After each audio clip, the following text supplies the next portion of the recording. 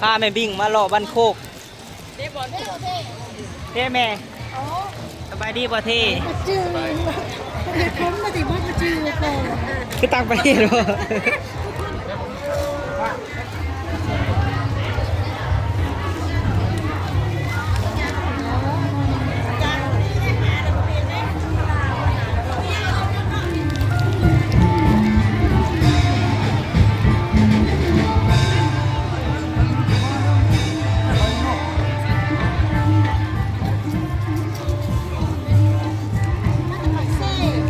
กันที่ห้า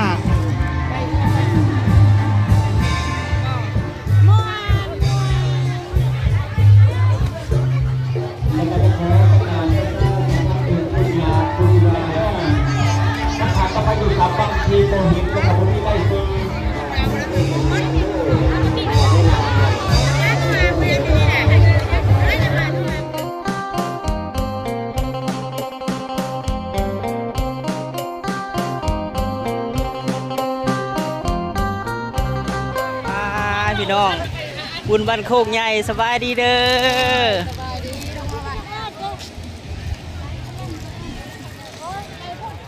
พาแม่บิ่งมาเลาะบ้านโคกเท่แม่เรียกขึ้นมาโมพี่พาสาวราตรีมาโมบุญพี่น้องมาบุญแจกน้ำข้าวแม่บิ่งสบุญเนาะพอเทเพิ่นเฮ็ดบุญพี่น้องเขาสิมาแวะเพิ่นป้าขึ้นไหม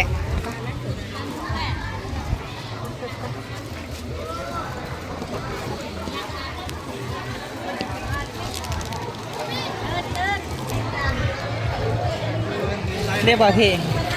เรียกข้างหน้ามาเด้อกันเข่าเด้อลูกไปแม่เข้าแป้งกู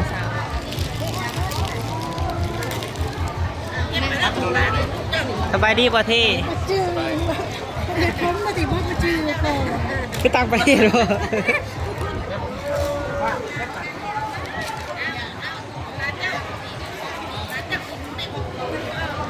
ไม่ใช่ซ้อนกันที่มัน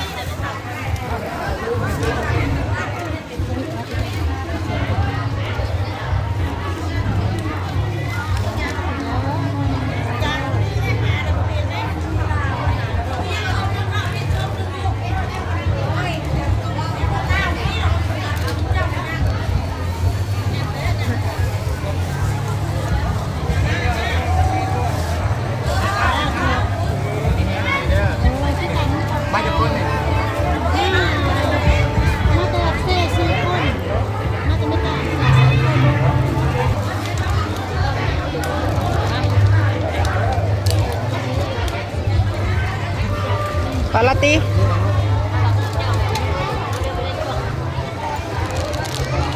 มาโมบุญพี่น้องเบาเทเพิ่นเฮ็ดกองบุญเนาะจังได๋เฮาสิมาซอยเวียกเพิ่นเอาไปแจกกะแลมซอยแม่กับน้ำก่อน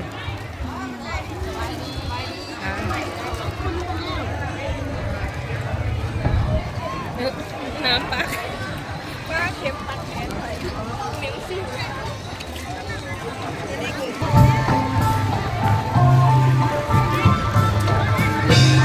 บรรยากาศ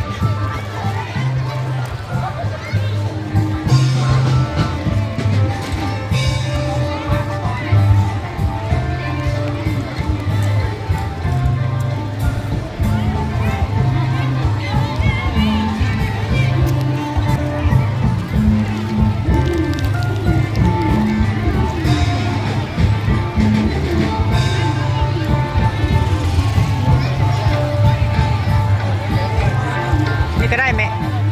ปวดเลย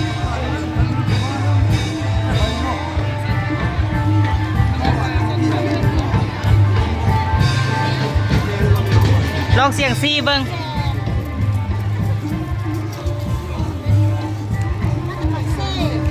กันที่ห้า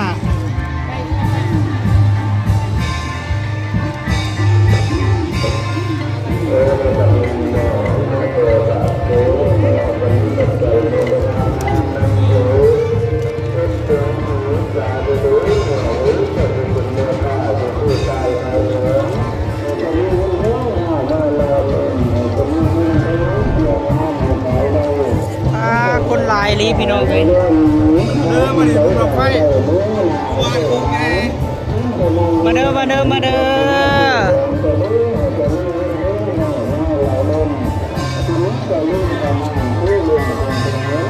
สบุนอยู่ใส่แม่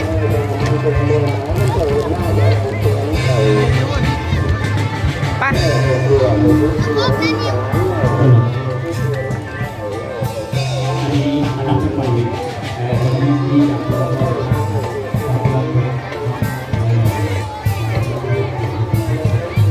ใกล้แล้วบ่เอ้ยใกล้สิแจกแล้วบ่ น้ำใจน้ำล้างน้ำใจอันนี้ก่อนมาใส่เดี๋ยวจะยืมทางน้ำลายก่อนก่อนทางมันเต็มจะบอกแล้วว่าหน้ามาได้แจกแจกอันนี้ไปก่อนมาต่อคิวแล้วลูกเลิกต่อคิวแล้วคิวแล้ว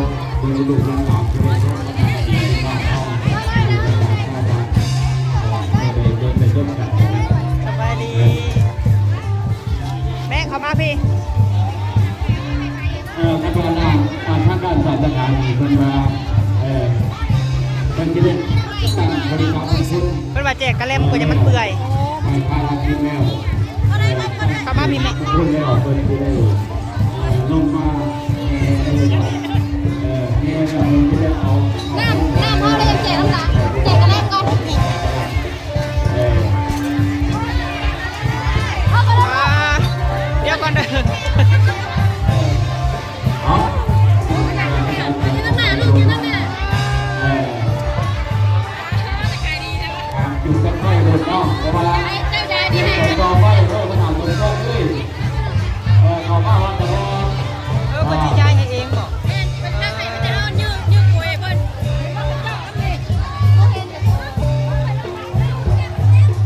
ม่วนบ่แม่ม่วนบ่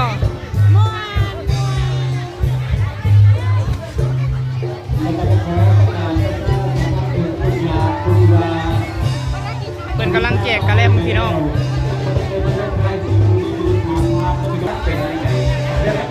คนหลายนี่พี่น้อง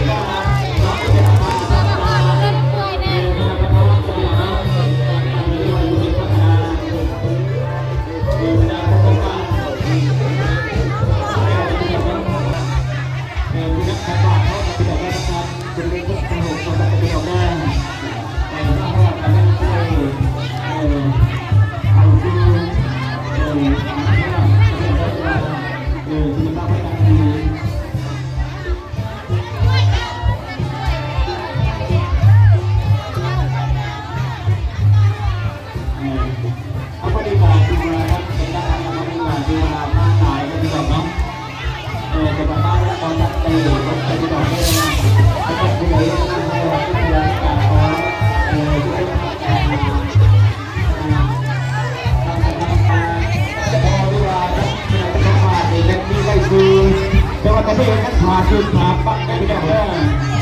ขาปักไปอยู่ขาปักทีโมหินก็ทำคนที่ได้ซื้อขาปักไปคนที่ได้ซื้อเลยคือคนที่ซื้อขาไม่ได้ว่า คนหลายแฮงพี่น้อง เราจะเคยเขาเคยเราผู้เป็นคนได้แบบแสบไปพัฒนาเนาะ คนหลายแฮงพี่น้อง เป็นภาพปฏิบัติธรรม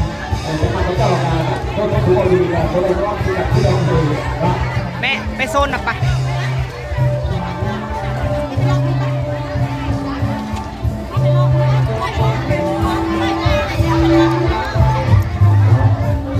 มันจะเป็นที่กระแสทางขนาดรับปกครอง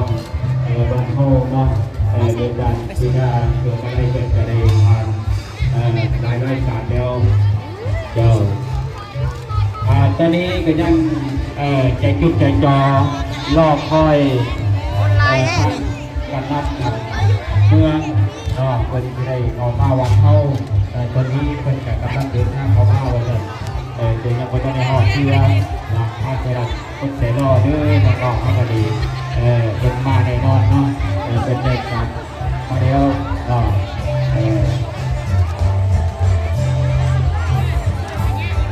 ฉะนั้นผู้ข่าวขอไปโดยเฉพาะผมไอ้ดอกปปจปปสนี่มันจัดระเบียบ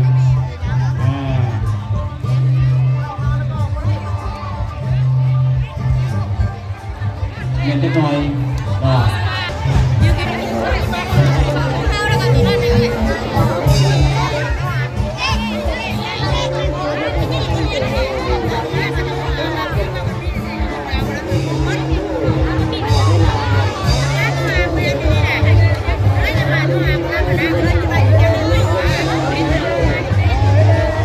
อาจารย์ทั้งอาจารย์อาจารย์ครับที่ก็ครับไอ้น้องปปปสหรือว่าจิตวิทยาพี่น้องในข่าวต้องขายในยักษ์คนเป็นคนจะเป็นดอกเตอร์ตั้งแต่ฝากให้ภรรยาไปที่ดอกน้ำยังไปทุกคนจะเป็นดอกเตอร์เพราะว่าตอนนี้น้องมา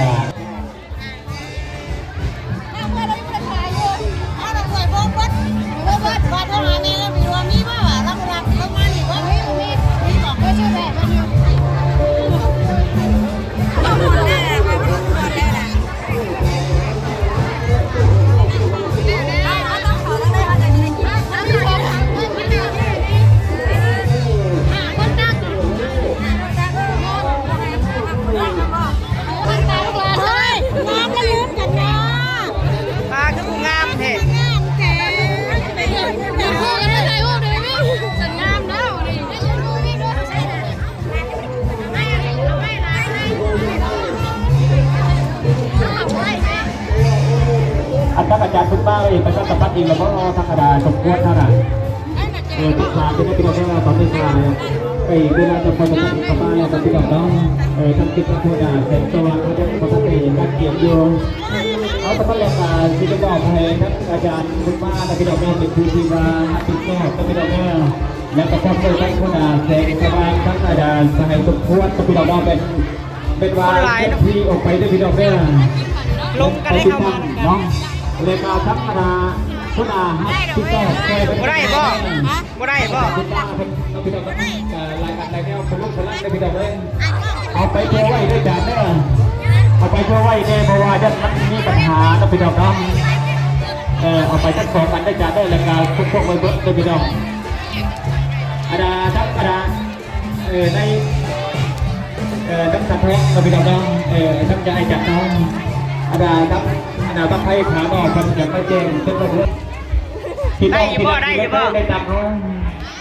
อันซอยทั้งอาจารย์บุญบ้าเลยด้วยพี่น้องได้ซอยทั้งอาจารย์บุญบ้าเนี่ยถือเครื่องซอยทั้งอาจารย์ซอยมันได้พี่น้องได้ทั้งคนอาฮับที่ซอยอันคนอาป้องกันป้องกันโซ่ป้องกันเขากระดาษเวทีเทียบพื้นที่ให้ด้วยคนอาด้วย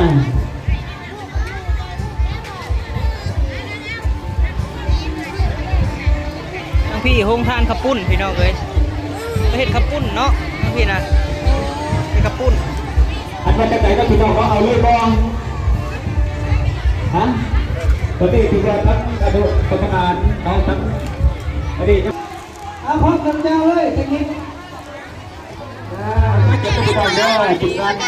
มาจากธรรมดามาจากทั้งพวกประวัยเขามาจากพี่น้องทักทายด้วยกระดาษแล้วก็พิธีเข้ากันเด้อเข้ากันเด้อเข้ากันเด้อนี่สองรายการเนาะนี่สองรายการกันรายการที่หนึ่งรายการที่หนึ่งเองขอประมาณรับคนลายแหงเนาะคนลายแหงเนาะแม่รายการผลงานที่สองเล็กน้อยก่อนขอเทียนสมัยต้นครับเทียนต้นกันนะครับว่าการเทศมาหลายครับอันนี้บรรดาคนถวายนะพี่น้องนะทีมงานทั้งสหพันธ์มาสั่งและกับพร้อมโดยทั้งบุคคลของทานทุกคนนะพี่น้องนะอากาศดีกระแกจะไปไม่ต้องแม่เนาะ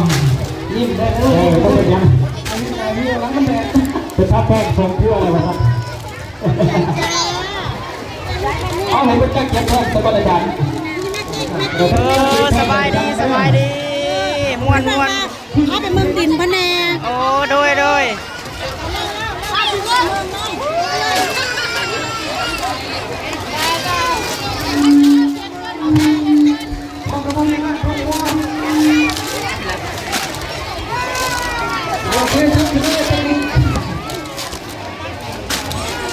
ได้จังภาพไปเบิ่งเนาะ รถเข้าที่ไหนจะไปเบิ่งผู้ไทยระวังเงินคอยมาแต่เนาะ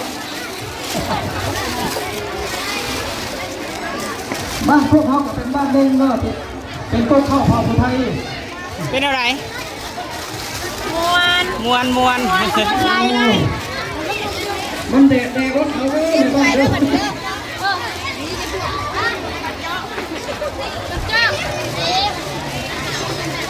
ว่าเป็นไงจับเป็นนิดมันให้รวมนะ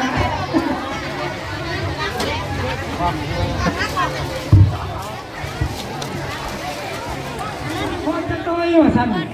รายการที่3เลยนะพี่น้องเลยรายการที่3เลยนะ กำลังสิแจกพี่น้อง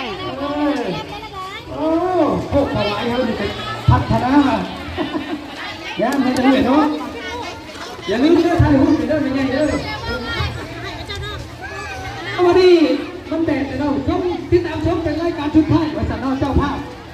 ถ้าพันไม่ยิ่งคมใหญ่ร้านน้อยเขาจะพาเพื่อเด้อท่านผู้ใหญ่ใจดีหรือว่าชิดเก่าเพิ่นเป็นยังสิดีของขวัญรางวัลชุบยู่ชุบเสริมใหม่ครับเอาคำว่ารายการชุดไทยเราจะเป็นคณะศิลปะวัฒนธรรมจากสาพันธ์นี้บ้านพวกนี้ ใส่เงินว่ะ ขอเป็นรัฐบาลอีกเป็นหนึ่งบทสั่งถึงกระดมกรรมการอาณาบ้านเด้ออันนาทั้งอาณาสนาสาพันธ์ต้องเป็นทานทั้งอย่างดีเขาอีกใส่ต้องบรรยากาศก็หลายนะพี่น้องครับน้ำให้ได้พี่น้องเด้ออากาศร้อนเนาะอยู่ฝั่งไทยเอาน้ำมาให้ได้ เดี๋ยวนี้แหละ ตัวกรรมการทำติดต่อพอเราไปดอกน้องเป็นจะกินน้ำเอาลุ่มใหญ่เนาะจ้ามาก่อนแต่เดิมขอต้องขอบใจบริษัทตะบิดอกเนาะทุกๆอะไรทีมงานดูทุกๆคณะมาจากทุกทอดทั้งโคกไว้แล้วก็ทั้งหลักก้อยทั้งเกียรติศึกษาแล้วก็ครอบครัวทั้งกระดามาจากตะบนเกียรติป.2 บันทิพย์ก็คือนักเรียนอยู่ในบ้านเท่าอีกตะบิดอกเนาะขอขอบคุณขอบใจนักบอลไหลเอาบรรยากาศทัวร์ระดับประทอนสุดดีกาสุดที่4สุดท้ายตะบิดอกเนาะคณะสุดท้ายแล้วก็อยู่ในคณะประทอนเท่าอีกก็ถือว่าก็เก็บแล้วตะบิดอกเนาะพร้อมแล้วไปยับโอ้ยจับแถวกันหน่อยจับแถวจะคนทั้งแล้ว เดี๋ยวก่อนตอนทอดนี่มันเย็นต้องอากาศเนาะแค่แค่มาขึ้นเส้นเรื่องปัจจุบันเอาเวทเราไม่แดดปฏิบัติยืดเทียวกับมันจะไปดอกเอาไปเจริญธาได้ไปดอกเนาะอันเทนผู้ชมผู้เชี่ยวทั้งคณะกรรมและพ่อทั้งกันได้ไปดอกเด้อไม่ได้เกิดอีกแต่ทั้งบรรยากาศไม่ได้เกิดพวกเอาไหลได้ไปดอกเนาะ